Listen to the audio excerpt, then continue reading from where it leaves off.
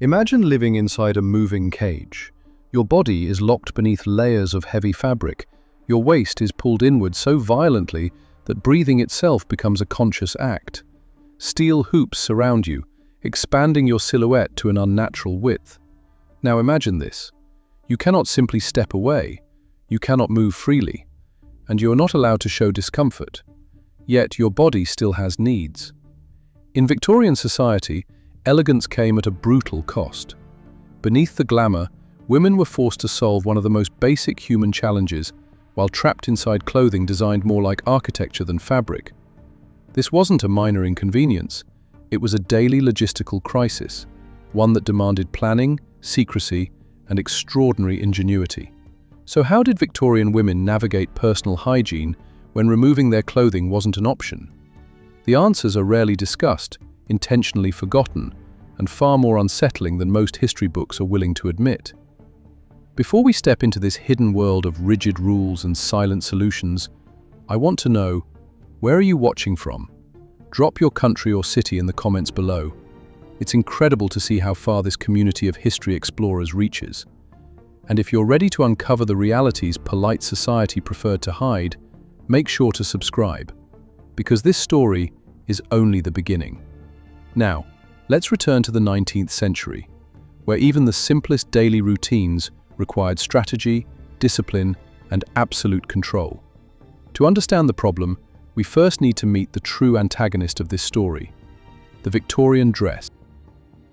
A Victorian woman didn't simply get dressed, she was engineered.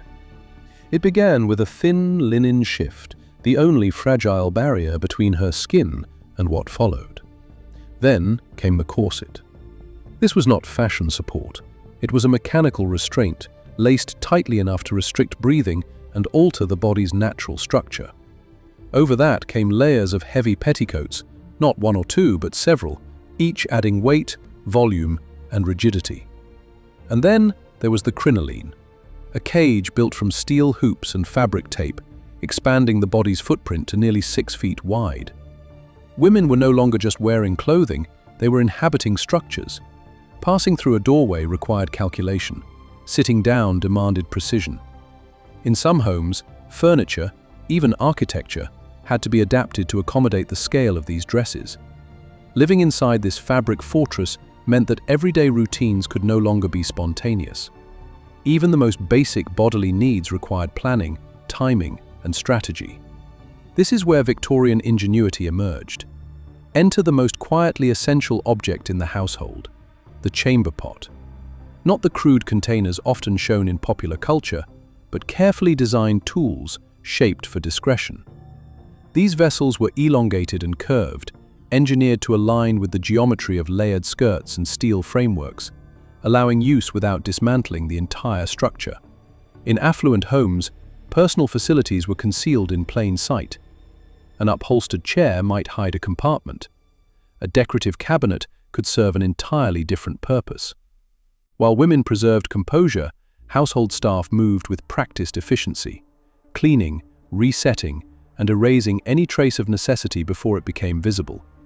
Yet the question remains, how did women physically manage this process while confined inside a steel cage of fabric? The answer reveals just how far Victorian women were forced to adapt.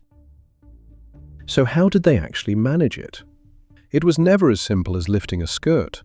We are talking about nearly 20 pounds of fabric, rigid steel frameworks, and fragile lace that could tear instantly. A Victorian woman could not simply undress. Doing so would take far too long and draw unwanted attention. Instead, she had to master a method that blended precision, balance, and memorization. The technique relied on what historians describe as positional control. Without removing a single layer, the chamber vessel had to be guided beneath the structure entirely by touch. Vision was useless. The woman depended on muscle memory, spatial awareness, and absolute stillness. A single mistake could mean disaster. Everything had to be done silently and discreetly. During large social gatherings, the challenge intensified. Elite homes contained dedicated withdrawing rooms, private spaces designed not for comfort, but for efficiency. These rooms were staffed by experienced attendants whose role was strictly practical. They lifted sections of the steel framework, managed layers of fabric, and ensured the process was completed quickly and invisibly. The standard was unforgiving. A woman was expected to return to the ballroom within minutes, composed, elegant, and with no visible sign that she had ever left. But here is the detail that polite Victorian society avoided discussing. For much of the era, many women wore no modern undergarments beneath these massive constructions. Not out of rebellion, but out of necessity. Additional layers would have made movement and positioning nearly impossible. The system worked until it didn't. A sudden gust of wind, a crowded street, or a misstep on a staircase could turn the carefully controlled structure against its wearer. Entire frameworks were known to lift, twist, or expose far more than intended. These incidents became frequent enough to force a social reckoning. Victorian fashion needed a solution, one that preserved modesty without sacrificing access. The solution was a strange but practical innovation: split undergarments. They resembled trousers, but with a crucial difference. The legs were joined only at the waistband, leaving the center divided. This design preserved outward modesty while allowing women to manage basic bodily needs without dismantling layers of steel, fabric, and lace. It was not elegance, it was adaptation, a fragile compromise between social expectation and physical reality. But solving access was only part of the problem. What happened next was a logistical nightmare. Modern toilet paper did not exist. For most people, hygiene depended entirely on availability. Old newspapers, discarded catalogue pages, dried plant matter, or whatever could be found and repurposed. Comfort was irrelevant. Efficiency was survival. Among the wealthy, the method appeared more refined, but only on the surface. Soft linen squares were used instead. They were gentler, yes, but also reusable. These cloths were collected, stored, and laundered repeatedly by household staff, often alongside everyday linens. Cleanliness was an illusion maintained through labor, not sanitation. And then there was the challenge that no one discussed aloud: menstruation. In a culture where even acknowledging it was considered improper, women had no standardized solutions. They relied on layered cloth systems supported by belts, early holding devices designed to keep absorbent materials in place beneath rigid clothing structures. The materials varied widely: cloth scraps, wool fibers, plant matter, whatever could absorb fluid and be hidden effectively.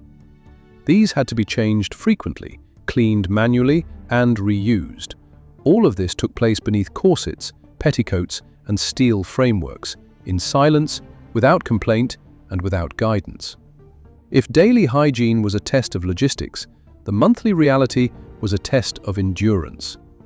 Victorian women did not have the luxury of comfort or conversation.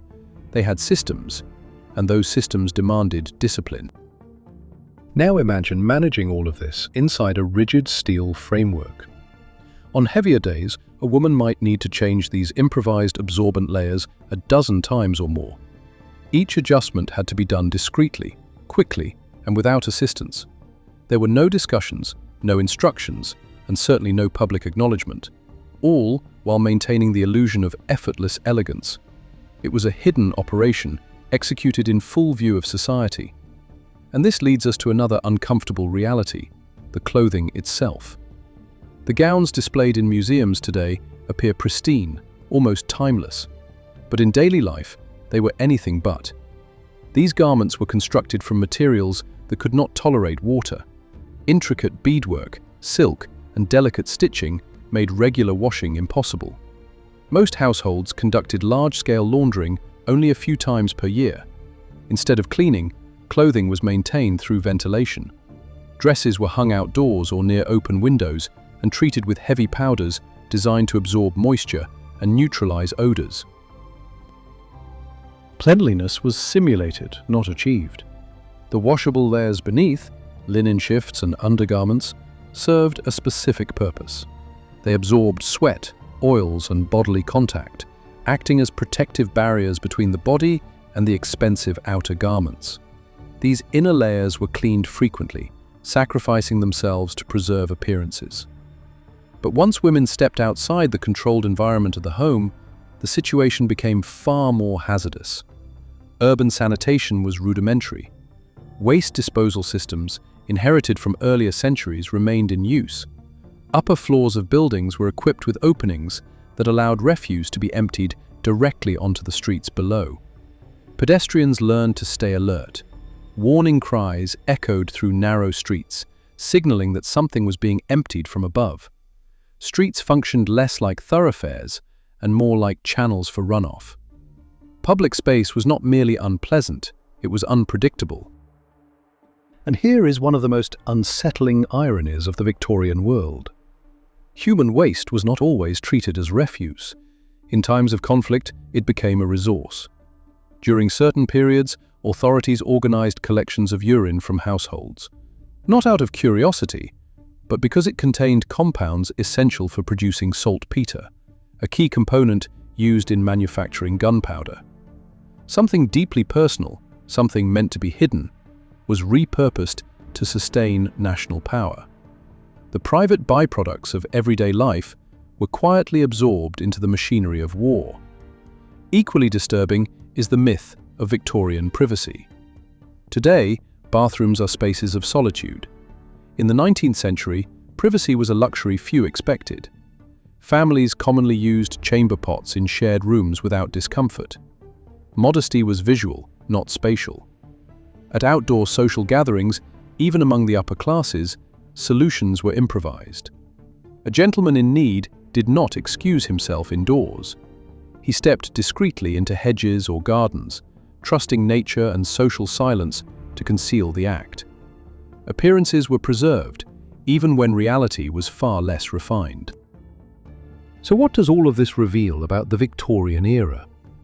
It exposes elegance as a performance, carefully rehearsed and relentlessly maintained. The women we admire in portraits were not simply symbols of fashion. They were navigators of an environment that demanded constant calculation, restraint, and endurance. They adapted to impossible clothing, limited sanitation, and rigid social rules without complaint. Over time, these extreme routines became normalized, so familiar that they disappeared into the background of daily life. These women were not merely constrained by their world, they learned how to function within it. In doing so, they transformed survival into routine and concealment into an art.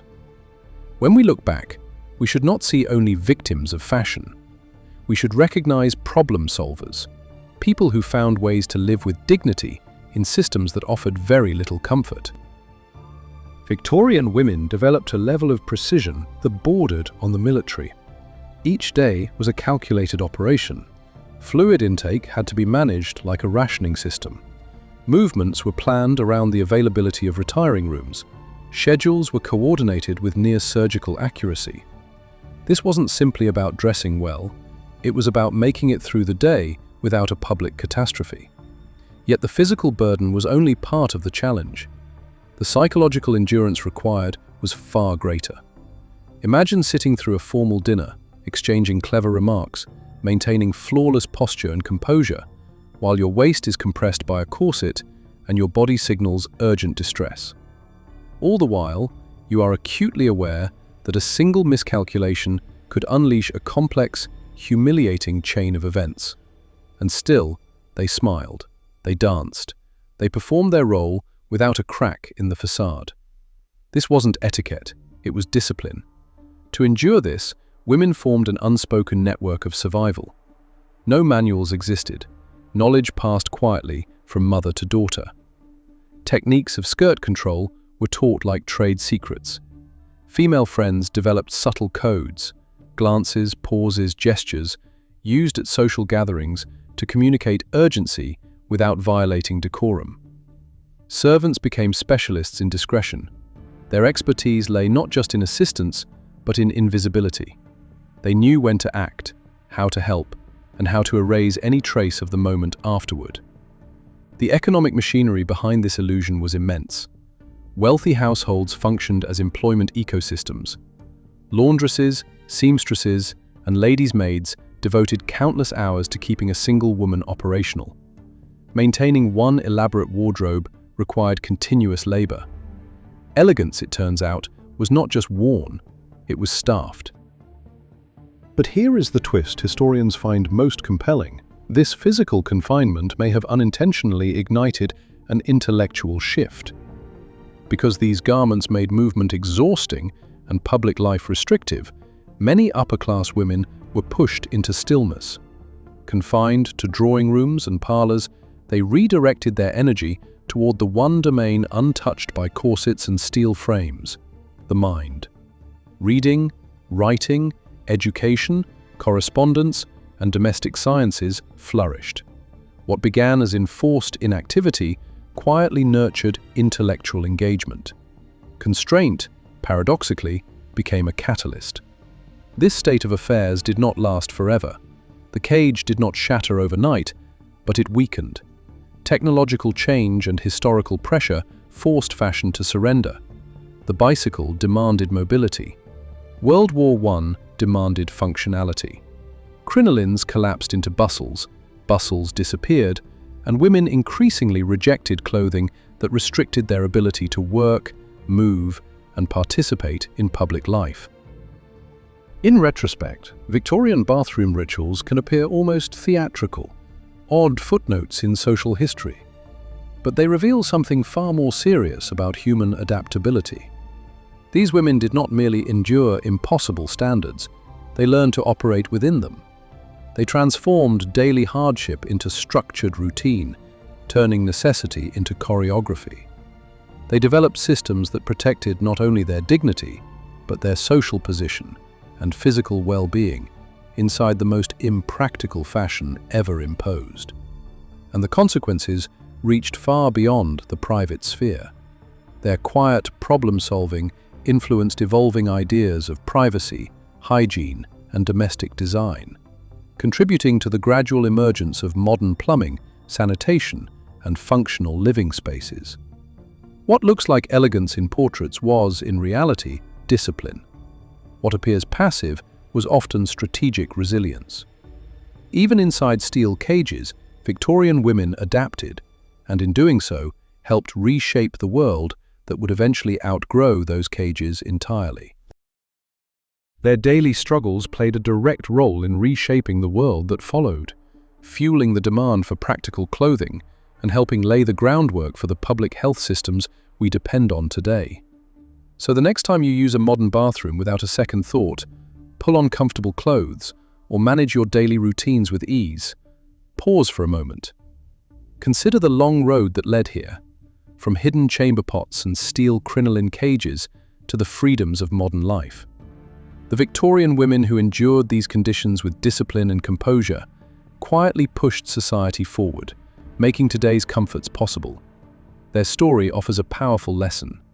Innovation rarely begins in comfort. Some of humanity's most meaningful advances emerge from constraint, discomfort, and necessity. Victorian women turned survival into structure, and structure into refinement. Even in the most compromising circumstances, they engineered systems that preserved dignity, order, and social stability. This is the overlooked reality behind the elegance we see in portraits and museums. These women were not passive figures frozen in fashion. They were active problem solvers navigating a world that made even the most basic human needs a logistical challenge. Their resilience speaks to the extraordinary lengths people will go to maintain control, privacy, and self-respect. Now I want to hear from you. What surprised you most about this hidden side of Victorian life? Did any part of these daily routines challenge how you imagined the era? Share your thoughts in the comments below, and tell me where you're watching from. It's remarkable to explore history together with viewers from around the world. If you enjoyed uncovering this buried chapter of the past, make sure to subscribe. We have many more stories waiting, forgotten customs, dangerous beauty rituals, and everyday practices that shaped history in ways rarely discussed. We explore the strange, the unsettling, and the deeply human realities behind the myths. Thank you for spending this time with me. I'll see you in the next video, where we uncover another historical mystery that may change how you see the past forever.